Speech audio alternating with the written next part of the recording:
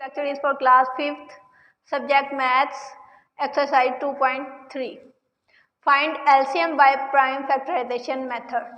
LCM stands for least common multiple.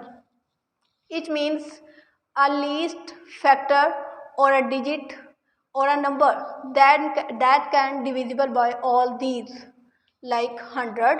100 is divisible by 20, 25 and 50. A number that is divisible by all given factors, that is LCM.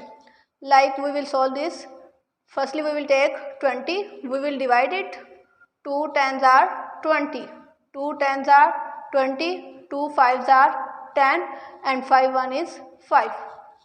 Next 25, we will divide 25 by 5 because it cannot divisible by 2.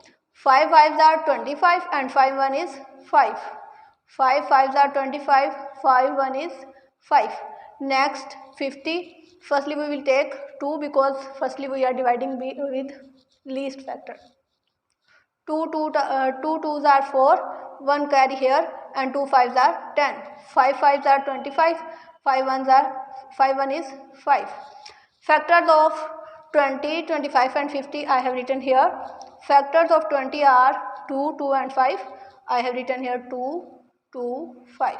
Factors of 25, these are 5 and 5. Factors of 50, these are 2, 5 and 5. Now we will see which are common. 2 is common, this 5 is common and this 5 is common. And which is non-common? 2 is common. Here we have written common factors which are 2, 5, 5. 2 fives are 10 and 10 fives are 50. Product of common factors is 50. Non-common factors, which is non-common factor? 2. Just 2 is non-common factor. LCM is product of non-common factors and common factors. So 50 multiplied by 2, it comes 100, and you can see 100 is divisible by 20, 25 and 50. Thus our LCM is 100. I hope you all have understood. Open your notebooks and write it down. Thank you.